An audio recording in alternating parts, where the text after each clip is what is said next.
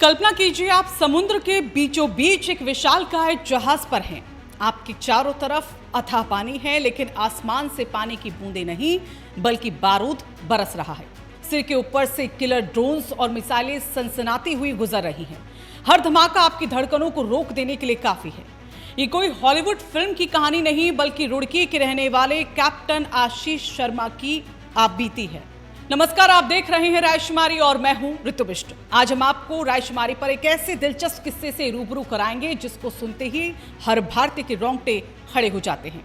पश्चिमी एशिया यानी middle east का वो इलाका जिसे स्ट्रेट ऑफ हॉर्मुज कहा जाता है, दुनिया के सबसे संवेदनशील समुद्री रास्ते में से एक, जो पिछले कई महीनों से ईरान और इजराइल के बीच छिड़ी जंग का अखाड़ा बना हुआ है। और इसी अखाड़े के बीच फंसे थे उत्तराखंड के लाल कैप्टन आशीष शर्मा।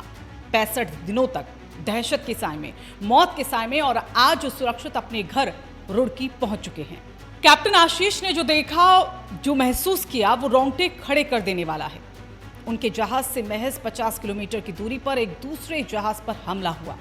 जहाज के पास धमाका हुआ तो समंदर का पानी ऐसे उछला जैसे कोई प्रलय आ गई हो। पूरा जहाज कांप गया था।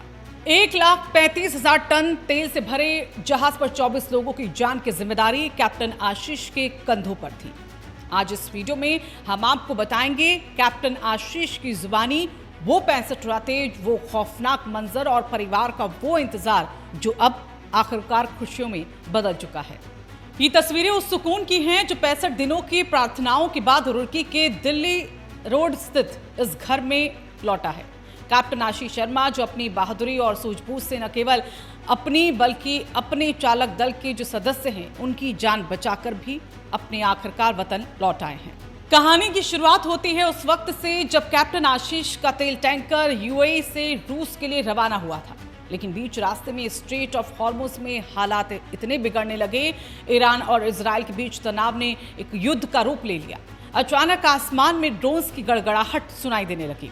सुरक्षा कारणों से कैप्टन को आदेश मिला कि जहाज को वहीं लंगर डालकर रोक दिया जाए। आप सोचिए, एक मर्चेंट नेवी का अफसर जिसका काम व्यापार करना है, वो अचानक एक एक्टिव वॉर जोन के बीच में फंस जाता है। उनके पास हथियार नहीं थे, केवल उम्मीद थी।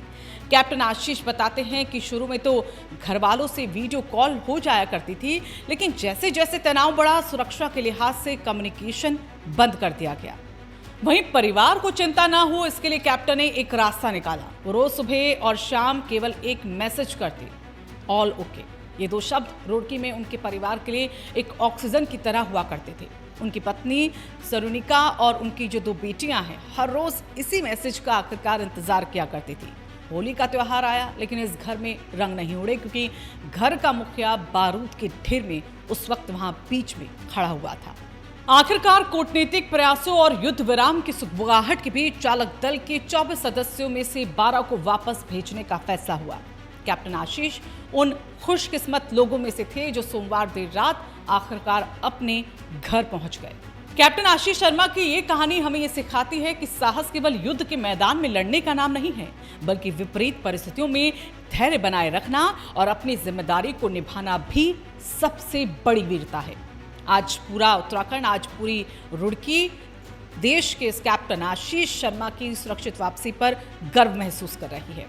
कैप्टन आशीष अब अपने परिवार के साथ है, अपनी बेटियों की मुस्कान के साथ है, लेकिन वो 65 रातें उनके जहन में हमेशा के लिए दर्ज हो गई। हम दुआ करते हैं कि दुनिया के किसी भी कोने में फंसे हमारे भारतीय नागरिक इसी तरह सुरक्षित अपने वतन लौट आए। कैप्टन आशीष, आपकी जाबाजी को हमारा सलाम। ये वीडियो आपको कैसा लगा हमें कमेंट करके ज़रूर बताइएगा, और इस वीडियो को ज़्यादा से ज़्यादा शेयर करें ताकि हर कोई कैप्टन आशीष की इस जाबाजी को जान पाए। और रायशुमारी को फॉलो करना ना भूलें।